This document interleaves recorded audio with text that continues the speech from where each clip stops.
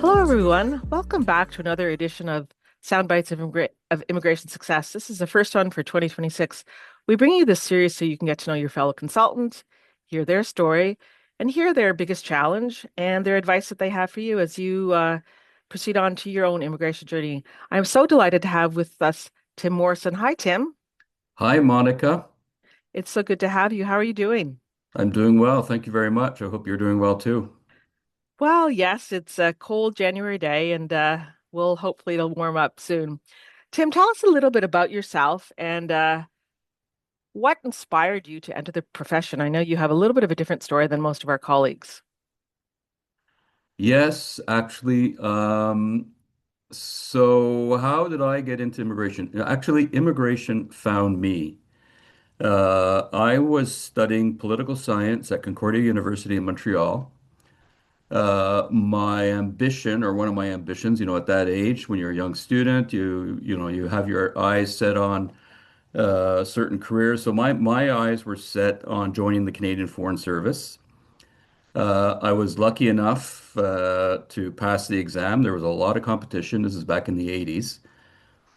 And when I applied, you had to choose between three streams. So the Foreign Service was broken into three streams. It was the political economic stream, it was the trade stream, and it was what another stream called social affairs. And I figured with my little bachelor's of arts degree in political science that I would probably have a harder time winning a spot in the political economic stream or the trade stream because I figured I'd be going after the master's students or the doctorate or those with PhDs. So I said, what is the easiest door into the Foreign Service? I figured it was the social affairs stream. I didn't really know what social affairs was about. I heard something about something to do with refugees. Well, it turned out to be the immigration stream. So I was accepted. I got into the Foreign Service. And then once I started my immigration training, I was smitten by immigration. It was the only stream where you were in regular contact with people physically, face to face. More so, let's say, than the political economic stream, because we were meeting people constantly all throughout the day as immigration officers overseas. We were meeting people, from 9 in the morning to like 4 in the afternoon, kind of thing. I was sort of smitten by immigration. So I always say immigration found me because I didn't go out looking to become an immigration officer. And so how long were you with the Foreign Service then? So I joined in 1982 and I left in 2001. So it was almost 20 years. I had a love-hate relationship with the bureaucracy, just as many of us as immigration consultants have love-hate relationships with the bureaucracy. Even bureaucrats have love-hate relationships with the bureaucracy in which they work. And so, for different reasons, I decided to leave. And I'm from Montreal, so I came back to Montreal and I started my own practice in Montreal, thinking that, things would just, because I knew it all in a way. I felt I knew it all. And then, yeah, so I started my own practice in the early 2000s. I'll touch just a little bit more on your Foreign Service stream. So you did that for almost 20 years, and did you need to speak French in order to take on that role? Well, I was already bilingual, and of course, in the federal public service, if you're bilingual, that's an advantage. You actually get a premium from, for your knowledge of the other official language. So if you're a francophone, you speak English, you get compensation for that. You get a little like bilingual bonus. So it's not necessary to speak French. In fact, I think a lot of my colleagues were unilingual Anglophones. I was fortunate enough that I grew up in French in Quebec. And so I had a mix of assignments overseas. I was in Pakistan, I was in Greece, I was the program manager in Haiti. So I was in different countries, and of course my French made a difference, certainly for me. And did you ever serve in the US? Actually, Monica, you must have some notes somewhere because yes, I did. So I'll give you a quick overview of where I was in those 20 years. So Basically, we start off in Ottawa with our training, then we are sent overseas as newly minted immigration officers. Now we're talking about way back when. It's not like this anymore today. And we had immigration visa offices around the world, more so than today. So my training was done in Rome. It was 2 months in Rome. Then I came back for some more training in Canada. Went to Pakistan as my first assignment. I was there for 2 years. Then I moved to Greece. I was in Greece for 4 years. Then, as with all foreign service officers, the thing that we like the most is to go as far afield as possible. Where did I get posted? I got posted to Buffalo, New York. You can't get closer to Canada than Buffalo, New York. Uh, So I was in oh, Buffalo, New York for a couple of years. who was your PM there? Was that Roman Borowick? Oh, Monica, you've really done some homework. Yes, it was. It was Roman. It was Roman Borowick, and I was working. The officer that met me at the airport was Claudius Moustakis. You're kidding. Yeah, Seriously. yeah. So that's where I met Claudius. Claudius and I go way back. And of course, I was coming from Greece. I learned Greek, so Claudius, I think, was maybe impressed, or he was pretending to be impressed with my Greek. When I arrived in Buffalo, yeah, but so we've been buddies and colleagues ever since late 80s in Buffalo, New York. So after Buffalo, I spent some time in Ottawa. I was at the U.S. desk of Foreign Affairs. Then I took a year off to do a master's in journalism because I was sort of toying with the idea of moving on. I got a promotion and went to Haiti. I was program manager in Haiti. And then later, I was program manager in Nairobi, Kenya, which had 11 countries under its responsibility. Then I came back to Canada, and then shortly thereafter, I left the Foreign Service. Wow, you had some tough postings. Wow. Um, yes, actually, one of the more interesting, well, yeah, I've had a lot of very interesting assignments. I cannot complain at all about the assignments I've had. And the more difficult they were, in some ways, the more interesting they were. So, for example, Haiti was very difficult in terms of living conditions. I had at that time immigration officers were also consular officers. We were doing both the consular side and the immigration side, at least in Haiti. There might have been some other posts where we were doing that.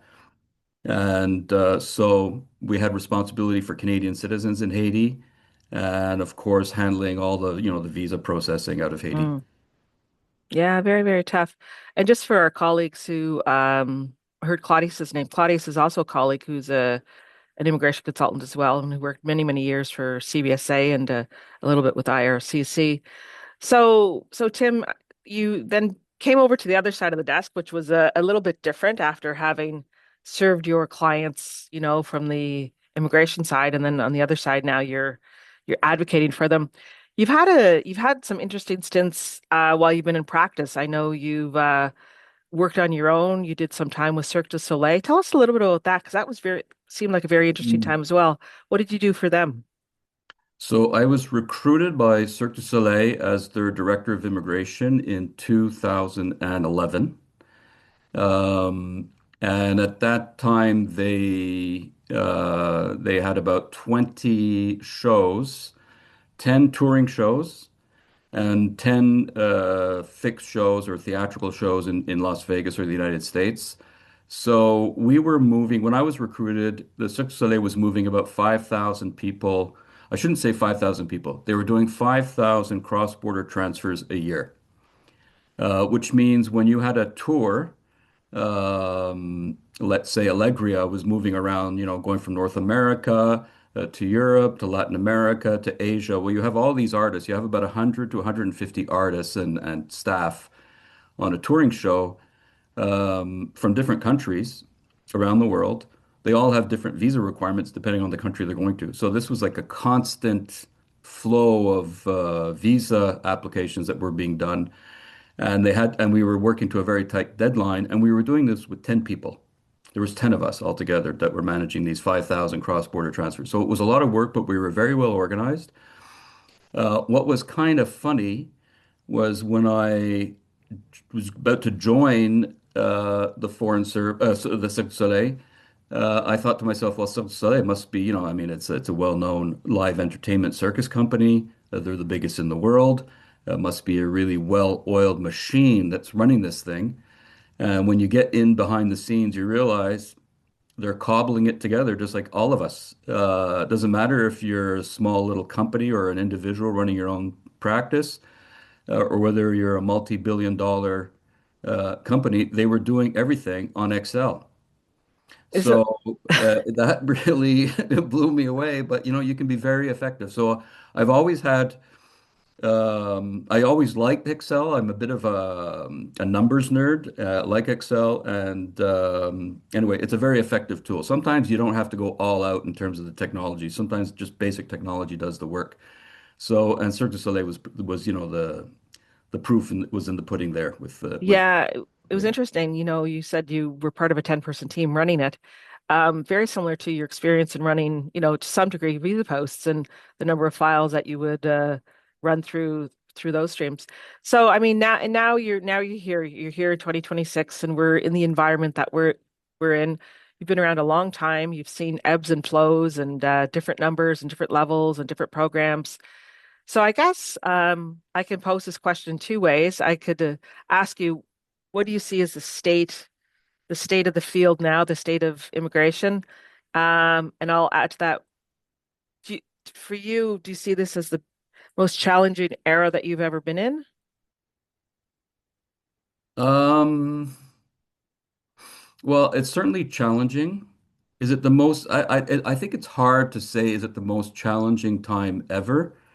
In some respects, I'll say yes. Why will I say yes? In the good old days, I hate to use that expression, but like, in the good old days, when you were doing an application, whether you were on the inside of the system as an immigration officer processing applications, or whether you were a consultant or an applicant, it was a lot easier. Today, so back in the day, let's say, for example, the simplest application before they had the electronic travel authorization was a visitor visa application.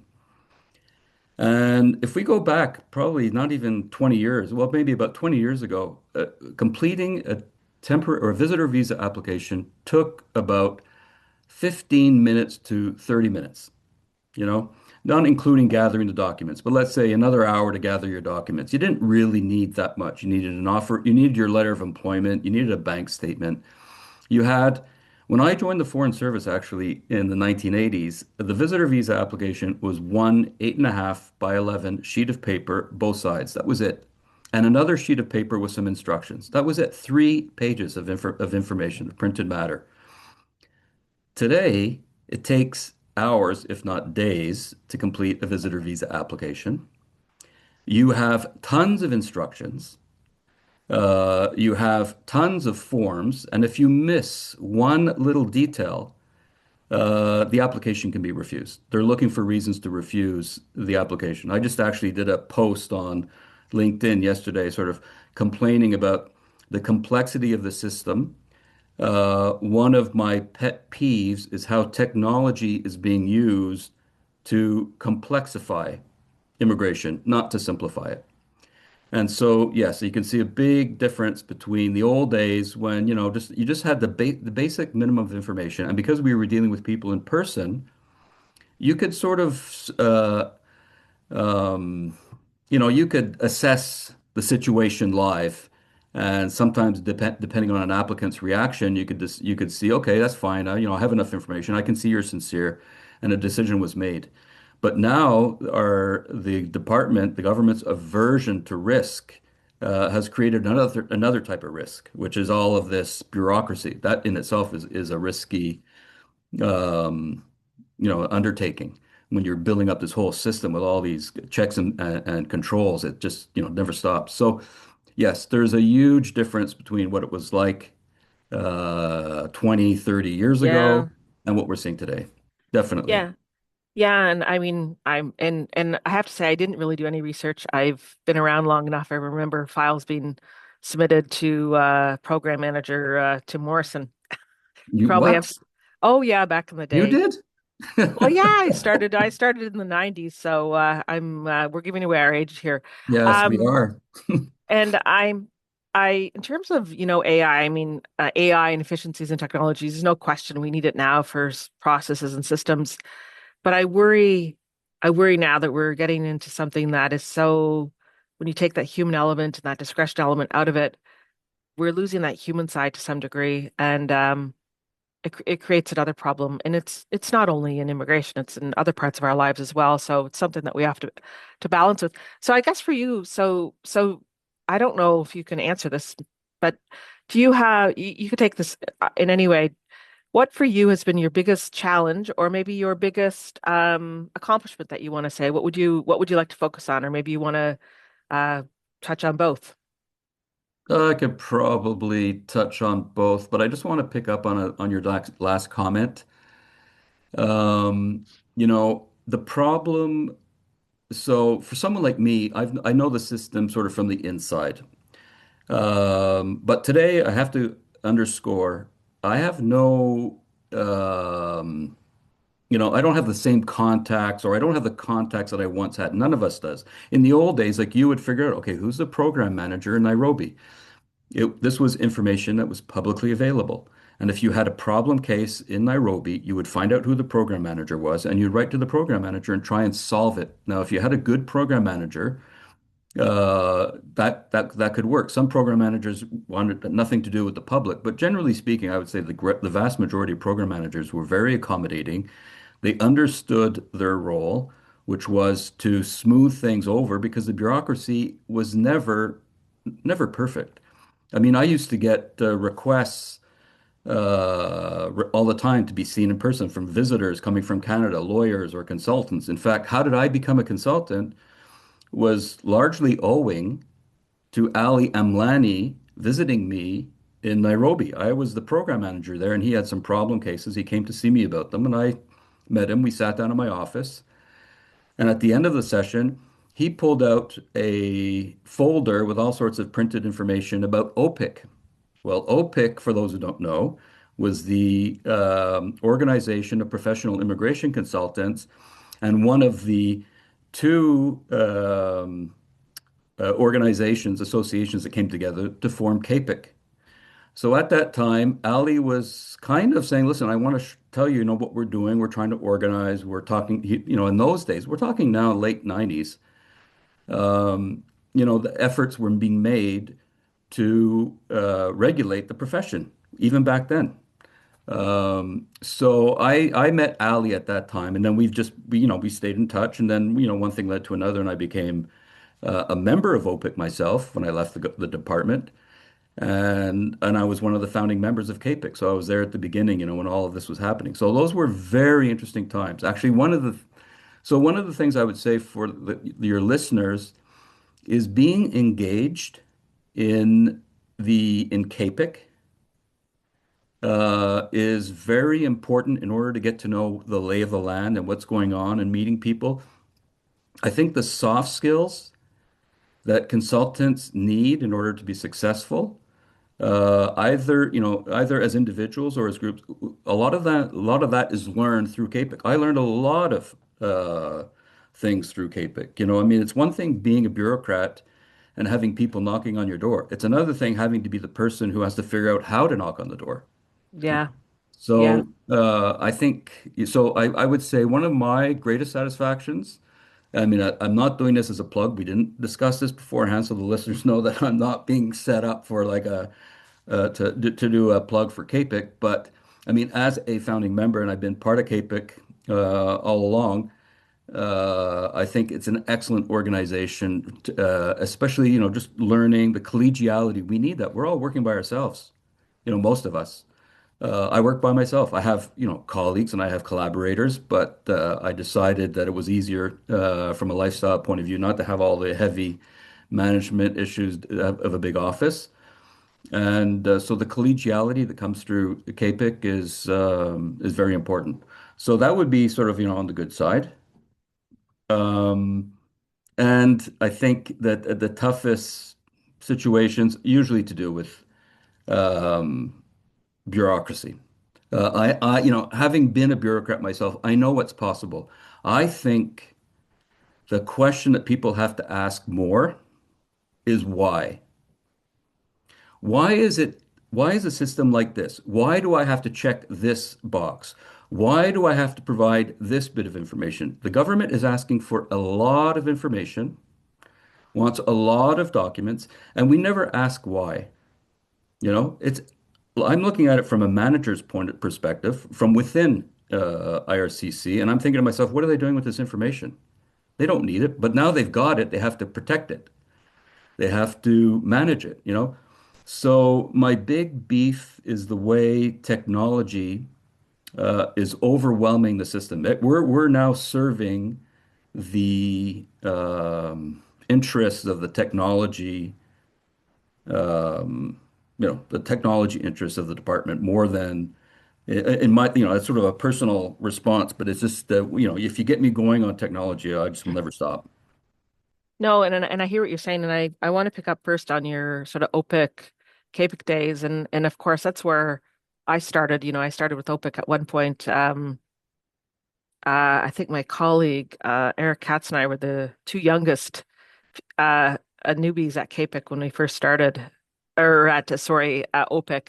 And I remember, and those days were really invigorating when we were advocating for regulation and the Seneca course and where were we going and the Mangat decision. It was really, really thrilling on the cusp of the industry. And you see where we are today.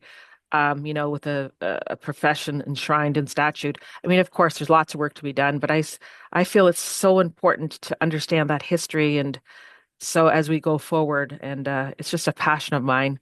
And here we are today. And of course, CAPIC does bring so much more. Your physical learning, your CPD learning, but it's so much more. And I love what you said. And I don't think anybody's ever said that you learned how to knock on those doors to some degree through CAPIC. And it's partly those connections that you make, Tim.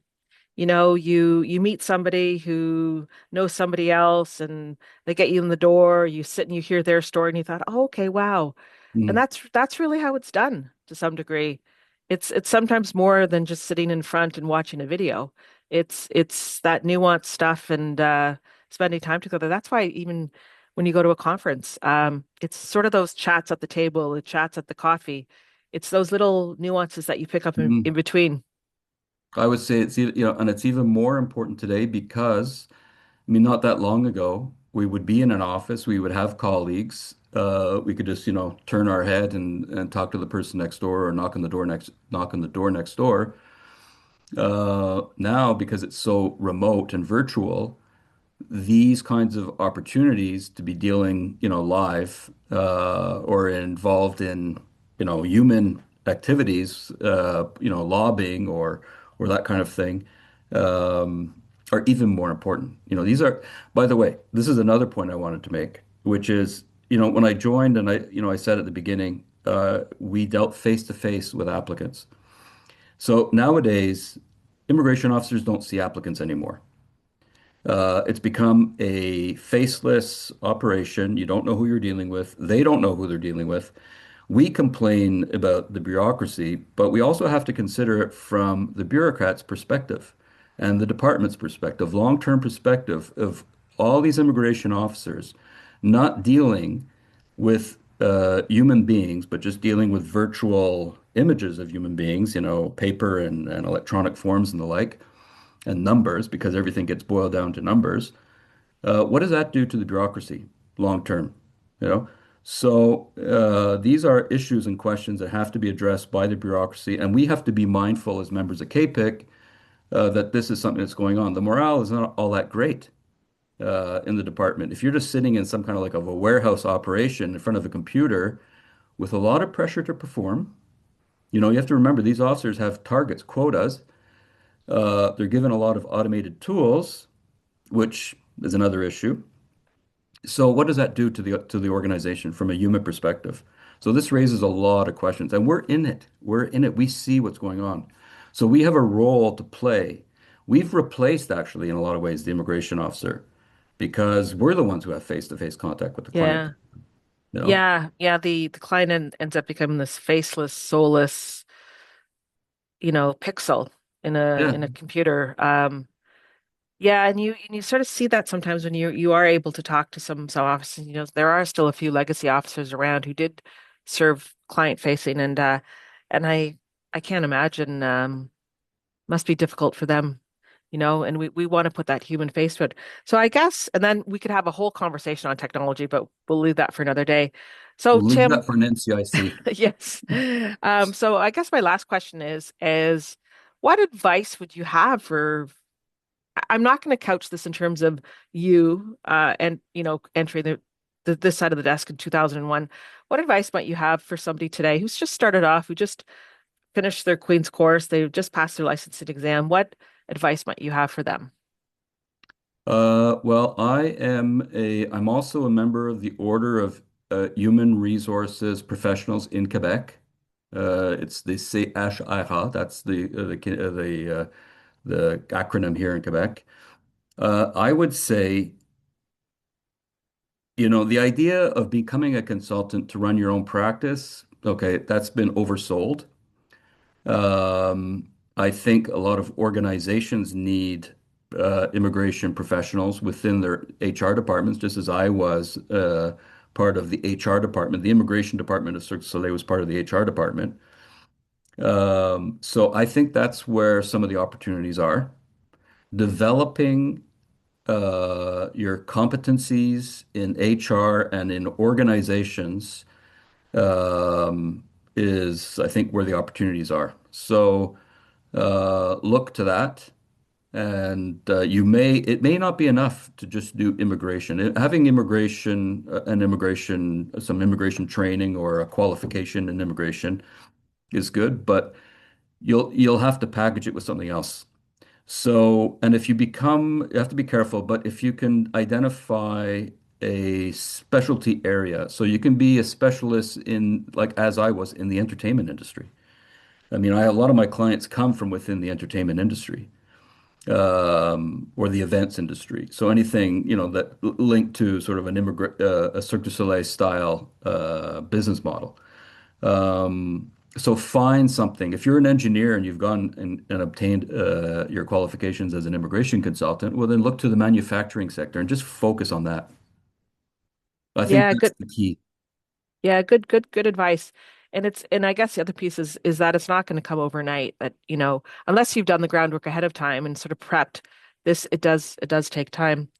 Networking is another thing that is very, very important. People, yeah, I used to think, oh, well, I've got all this experience.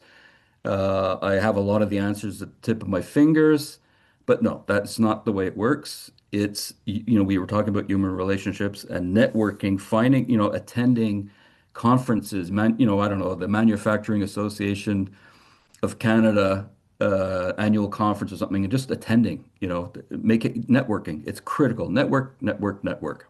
Yeah, network within the industry like CAPIC, and network in your logical extensions where you think you can gain business. Yes. That's a great advice.